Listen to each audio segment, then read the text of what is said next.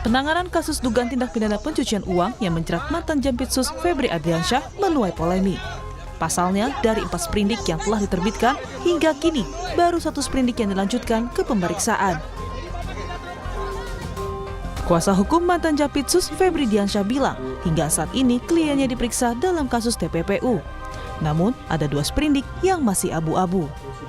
Sprindik yang terbit dari data yang kami dapatkan dari kejaksaan, di Polri itu ada 3 sprindik. Ada batubara, tadi disebut Bu Yenti, yang kedua Asabri, terkait Asabri, kemudian Krakatau Steel. Ya. Banyak orang berpikir penetapan tersangka untuk 3 sprindik itu. Saya ingin katakan di sini itu tidak benar.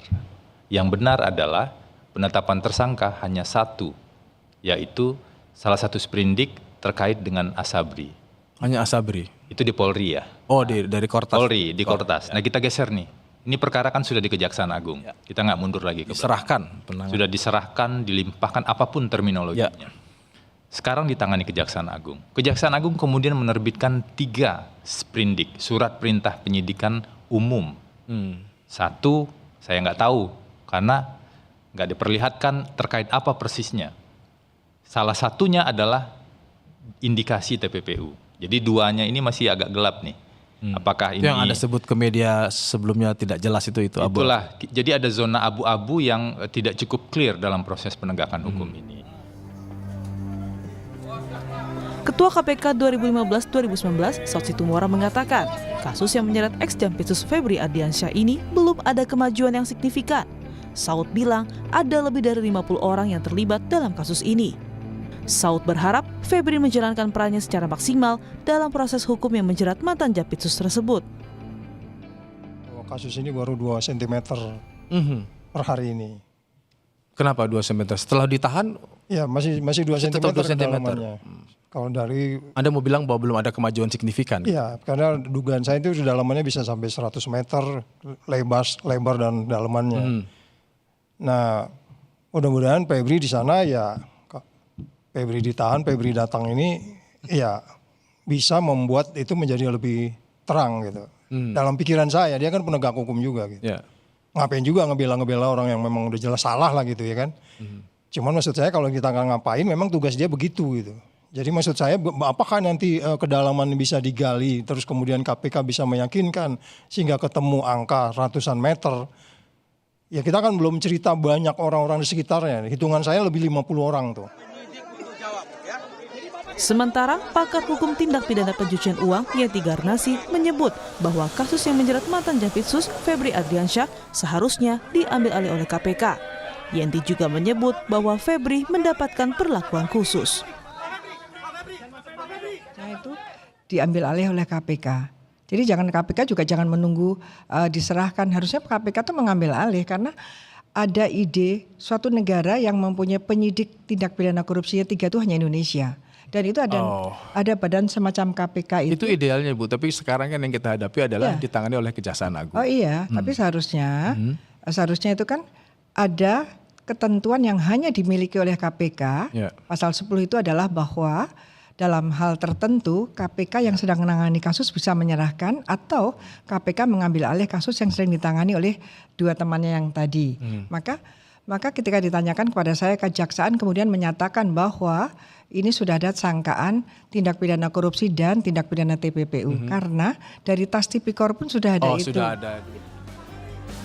Kini publik pun menanti kasus yang menjerat mantan Jampitsus Febri Adriansyah dapat ditangani secara transparan dan adil.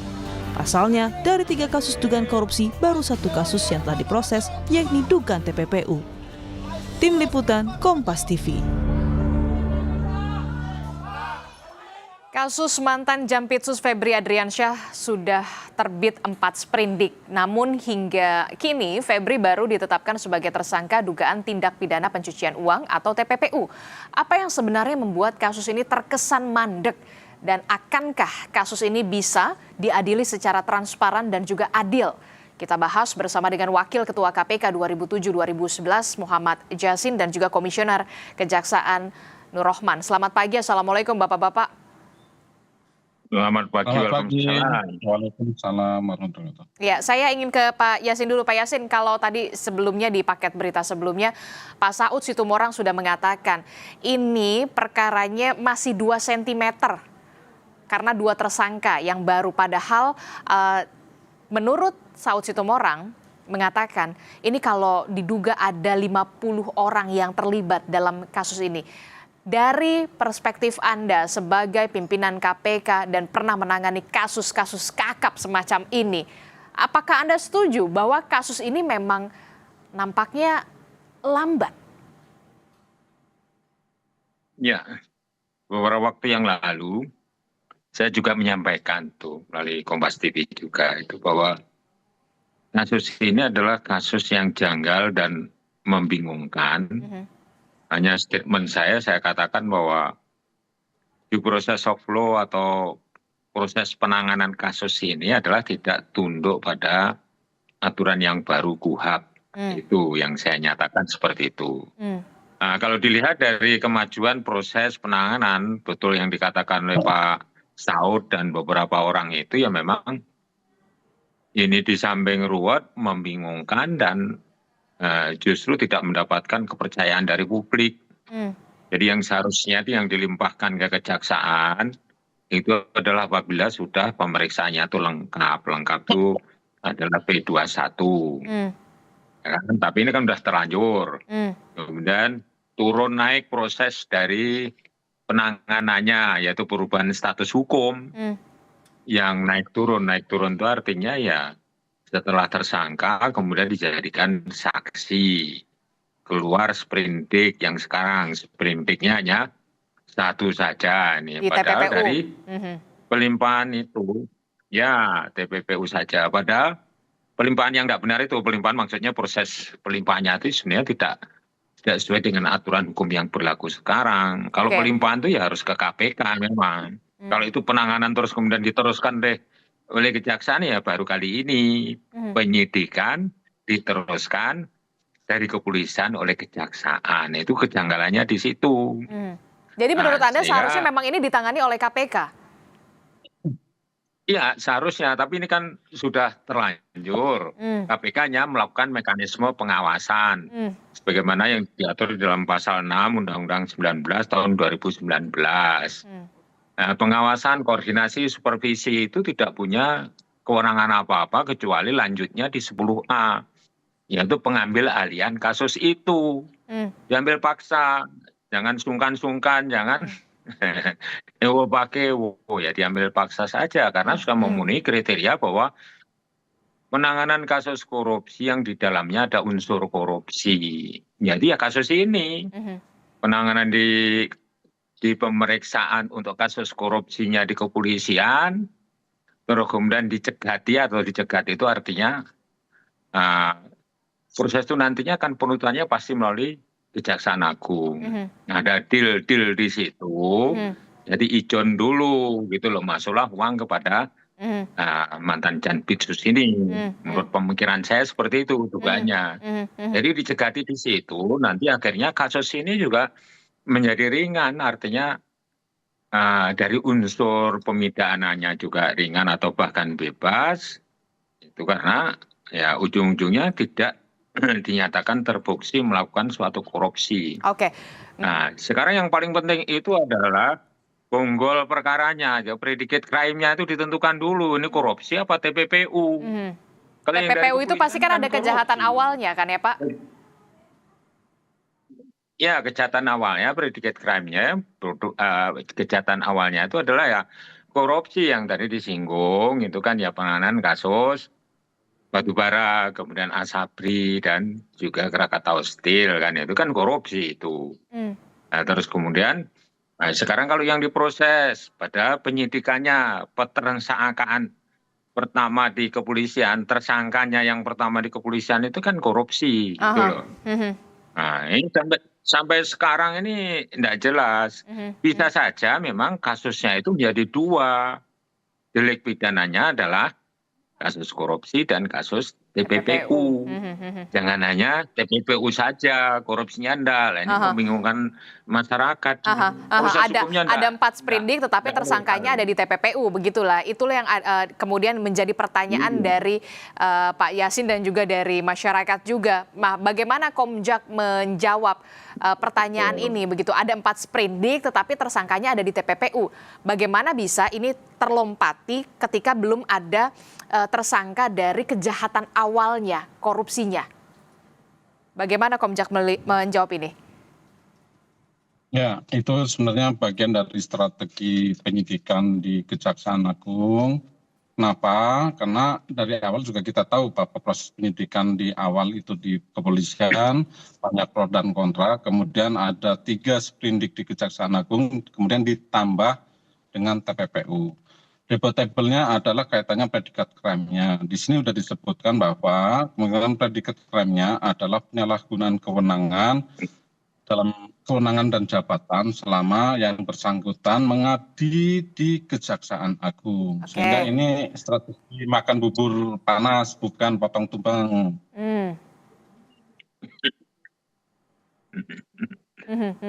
Oke, nah kalau dikatakan ini strategi awal, bagaimana Pak Yasin melihat ini? Ini hanya strategi awal dari penyidikan dari kasus ini, Pak Yasin. Ya, dugaan konflik kepentingan apabila kasus itu ditangani kejaksaan itu sudah mulai muncul sekarang ini. Jadi jangan sampai ada arah penanganan kasus hukum ini, karena yang bersangkutan adalah mantan high ranking official atau pejabat tinggi yang ada di kejaksaan. Ada Iwo Pakewo dari stafnya yang juga ikut menangani, walaupun sudah ada tuh tim khusus ya yang menangani, ada beberapa orang yang memang belum pernah menjadi bawahan daripada mantan Jampitsus ini, tapi tetap saja karena adalah korp adiaksa atau korp kejaksaan. Jadi adanya dugaan masyarakat bahwa penanganan kasus ini penuh konflik kepentingan, terus kemudian di awalnya saja sudah dibuat ruwet atau sengaja melanggar aturan. Ini menjadi tidak prudent atau tidak, katakanlah itu tidak fair itu penanganan kasus ini. Jadi masyarakat ini dibuat bingung terus karena ya ditandai dengan proses hukum yang cara penanganannya itu tidak pas gitu loh. Apabila itu dikatakan strategi, itu juga tidak pas juga strateginya. Korupsinya harus tetap ada. Sprindik itu jangan membuat suatu katakanlah dugaan-dugaan publik itu menjadi ini udah ada tanda-tanda konflik kepentingan penegakan hukum ini. Nah, nanti ya hasilnya juga tidak akan bagus dan hiruk pikuknya itu akan berlanjut. Nah, makanya yang paling bagus memang KPK tidak hanya supervisi dan koordinasi di bidang penindakan atas kasus mantan Jampitsus ini. Jadi memang juga harus diambil alih dengan alasan yang sudah saya sebutkan tadi. Penanganan kasus korupsi yang mengandung unsur korupsi di dalamnya. Jadi ini sangat canggih ini korupsinya ini. Jadi tidak bisa hanya lembaga yang bersangkutan yang menangani. Sebenarnya kalau ada istilahnya tuh kerelaan, keikhlasan dari kejaksaan dan agar tidak menimbulkan suatu katakanlah hiruk pikuk di publik ini berbagai pendapat karena akan menyoroti terus. Ini menjadikan perhatian masyarakat yang besar dan karena kasus korupsinya adalah kasus mega korupsi ini. Belum pernah ditemukan tuh sampai ratusan miliar seperti itu dan emasnya. Itu artinya Anda sepakat juga dengan pernyataan dari Pak Saud Situmorang yang mengatakan bahwa ujung-ujungnya nanti Anda juga sepakat, itu artinya Anda sepakat bahwa memang dalam kasus ini ada banyak juga orang-orang yang terlibat. Bahkan Saud Situmorang mengatakan diduga ada 50 orang yang terlibat. Pak Yasin. Ya, kalau banyak yang terlibat begitu, pasti itu konflik. Iya, setuju saya. Mendengar suara saya? Ya, silakan dilanjutkan. Halo? Silakan dilanjutkan Pak Yasin. Ya, kalau ini melibatkan orang banyak ini, penanganannya memang menjadi banyak unsur-unsur konflik kepentingannya.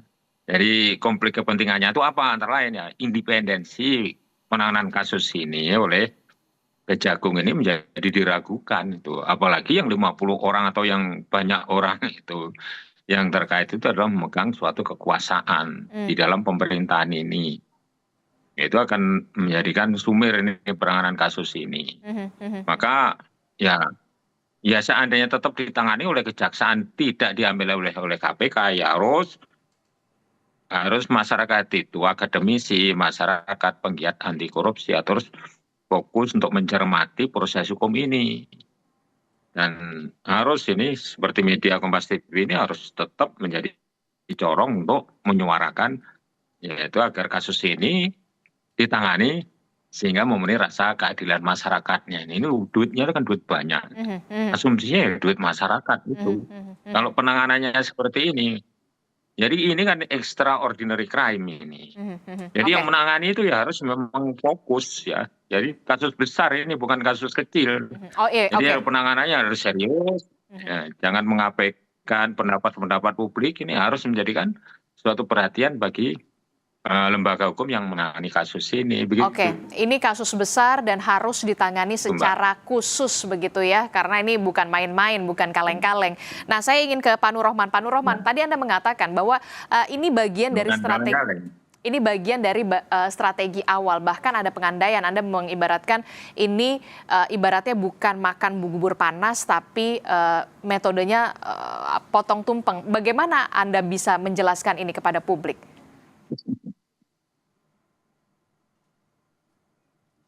Halo, yang saya maksud tadi itu strategi. Apakah suara saya terdengar? Silakan. Ya, ini strateginya saya analogikan dengan makan bubur panas, bukan potong tumpeng. Kenapa? Kita tahu latar belakang proses penyidikan di sini adalah kenapa kejaksaan adalah strategi sinergisitas ataupun harmonisasi antara APH di kepolisian dan kejaksaan dan KPK. Kenapa? Karena dari awal juga kita ketahui begitu gaduh di awal, kemudian proses penyidikan sudah di kejaksaan dan konsentrasinya adalah kita mendorong agar proses penyidikan penanganan perkara FA ini bisa berjalan profesional dan berintegritas. Caranya bagaimana? Tentunya pengawasan ataupun supervisi dilakukan oleh lembaga-lembaga yang terkait, termasuk juga pengawasan eksternal, baik dari Komisi Kejaksaan ataupun organisasi-organisasi kemasyarakatan, termasuk juga pers, agar kasus ini bisa terang benderang perlu pengawalan dari eksternal. Oke, lantas bagaimana dengan Barbuk ini juga kan kalau tadi kita lihat ya, dari tadi barang bukti ini luar biasa Pak Yasin, Pak Nur Rohman, fantastis sekali, 74 kg emas, bahkan sudah dikonfirmasi itu emas asli, ada berbagai macam pecahan mata uang asing ratusan miliar di gepokan-gepokan yang berbeda. Tentu ini ada kode-kode lah ibaratnya begitu ya. Kalau kita bisa dari kacamata Anda sebagai pimpinan KPK yang pernah menangani kasus kakap semacam ini. Tapi kemudian kita lihat kuasa hukum dari Febri Diansyah mengatakan, mempertanyakan agar kejaksaan bisa membuktikan siapa pemilik dari emas dan juga uang ini. Bagaimana Anda melihat ini Pak Yasin? Ya, justru itu yang menjadi permasalahan ya. Di TPPU itu pasal 77, 78 itu. Bahwa apabila itu sudah diakui adalah miliknya. Ini permasalahannya kan belum diakui. Belum tentu kalau diakui oleh miliknya. Oke, Anda melihat ini juga suatu kejanggalan? Iya, kejanggalan ini. Bisa saja itu nanti tidak diakui. Sehingga pembuktian yang diatur dalam pasal 77, 78 yang saya singgung tadi, pembuktian terbalik oleh yang pemiliknya itu asalnya dari mana. Kalau dia tidak bisa menjelaskan, maka dia apa hartanya itu disita kan. Disita itu artinya masuk dalam kas negara. Demikian juga dalam apabila ini kasus sprindik-nya juga itu rangkap, deliknya dia korupsi ya TPPU di pasal 38B besar itu Undang-Undang 3199 Yungto Undang-Undang nomor 20 tahun 2001 itu 38B itu bahwa apabila proses hukum status seseorang itu sudah menjadi terdakwa itu harus menyampaikan laporan harta kekayaan.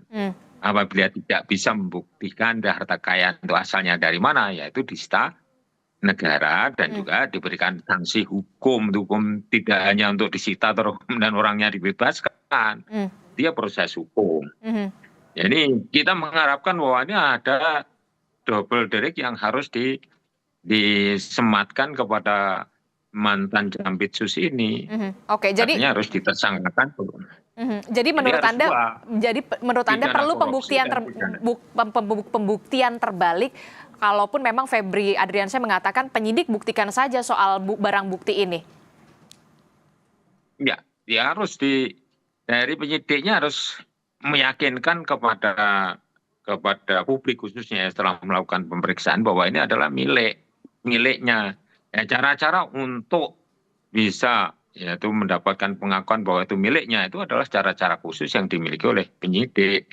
Dari informasi yang didapatkan, barang-barang bukti yang diperoleh dari pelimpahan kasus itu dari kepolisian kepada kejaksaan. Itu kan semua diserahkan. Jadi ini harus bisa membuktikan hanya itu adalah miliknya, jangan hanya rampas-merampas kemudian tidak diakui. Kalau itu tidak diakui, pembuktian terbalik tidak terlaksana. Kasusnya adalah menjadi mengambang atau bebas yang bersangkutan bila hanya TPPU.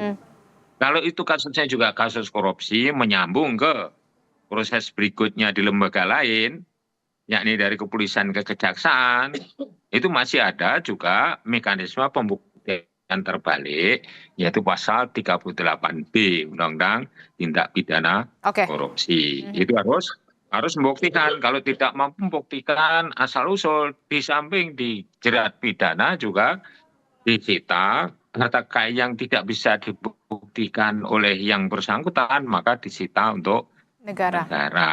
Oke, bagaimana Pak Nur Rohman? Begitu Mbak prosesnya. Jangan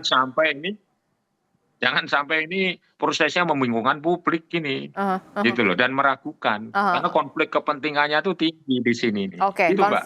Konflik kepentingan tinggi menurut Pak Yasin. Kemudian jangan sampai ada keraguan publik. Bagaimana menjawab kasus ini bisa jangan sampai membingungkan. Kejaksaan Agung, Komjak sendiri, bagaimana untuk bisa menjamin Kejaksaan Agung ini bisa transparan, pengusutan secara tuntas, tidak berhenti di dua tersangka ini? Ya, kami tidak akan masuk ke materi pokok perkara karena itu bukan kewenangan kami. Kami hanya melakukan pengawasan bahwa proses ini bisa berjalan dengan tuntas, tentunya secara profesional dan berintegritas. Caranya seperti apa? Tentunya dengan transparansi, informasi yang bisa disampaikan kepada publik secara berkala dan kontinu. Tentunya juga informasi-informasi itu tidak bisa semua hasil penyidikan dipublikasikan, karena itu nantinya adalah penyidikan yang dilakukan adalah untuk proses pembuktian di persidangan, bukan di publik. Seperti itu. Namun demikian proses-proses ini kita pastikan transparansi ini berjalan. Setiap tahapan diinformasikan kepada publik melalui Pusat Penerangan Hukum, dan sejauh ini proses itu sudah berjalan seperti kasus-kasus yang lainnya. Adapun kaitannya konflik interest maupun keraguan publik, itu memang banyak keraguan-keraguan dan juga ada harapan-harapan tentunya. Dan tentunya jawabannya adalah satu, bentuk kerja nyata, konkret. Dan terakhir itu kan FA juga sudah ditahan dan diserahkan kepada KPK, proses penahannya di sana untuk menghindari konflik kepentingan tersebut. Dan dari tim 9 juga mereka adalah notabene jaksa-jaksa yang cukup lama ditugaskan di KPK. Hampir ada rata-rata itu di atas 5 tahun. Bahkan ketua atau motor tim penyidik Pak Prof.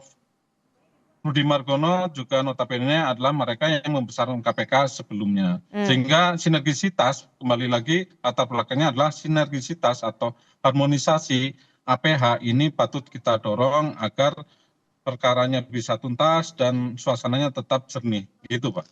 Oke, termasuk juga ini yang juga menjadi PR tersendiri bagi Kejaksaan Agung, tidak hanya kepada dua tersangka ini saja, terus harus mengusut tuntas dugaan keterlibatan pihak-pihak lain. Pak Nur Rohman. Ya harus itu. Oke, baik, Pak Nur Rohman sudah keluar dari Zoom meeting kita. Terima kasih Komisioner Kejaksaan Pak Nur Rohman telah bergabung bersama kami. Terakhir saya ingin tanya juga berarti ke Pak Yasin. Pak Yasin, karena tadi sudah pamit undur diri duluan Pak Nur Rohman tak apa, tapi kemudian apa poin kritis Anda terkait dengan pengusutan kasus ini, termasuk juga pesan Anda kepada tim 9 yang mengusut kasus ini? Jangan sampai ini hanya berhenti di 2 tersangka ini saja. Ya, harus dilakukan pengembangan penyidikan yang lebih komprehensif menyangkut yaitu para pelaku yang mendesain kasus ini terjadi, baik itu korupsi maupun TPPU. Nah, ini harus mengamati. Ya kalau di kepolisian kan sudah banyak yang tersangka itu dari ketiga kasus itu. Oke. Maupun pesannya bahwa jangan sampai ada suatu perlakuan yang khusus. Perlakuan khusus itu misalnya saja nih waktu proses penahanan. Itu kan tidak memakai standar yang biasanya dilakukan oleh kejaksaan. Kalau KPK kan hanya ketitipan gitu loh. Jadi tidak bisa memperlakukan itu misalnya saja titipan dari penegak hukum lain, terus kemudian SOP-nya adalah SOP KPK, kan memang tidak gitu. Jadi memang KPK tidak mengakui bahwa itu ada perlakuan khusus. Dari konflik interest yang saya sampaikan, dari penanganan penahanan saja sudah ada perlakuan khusus. Ini udah sangat meragukan, apalagi proses-proses berikutnya nanti.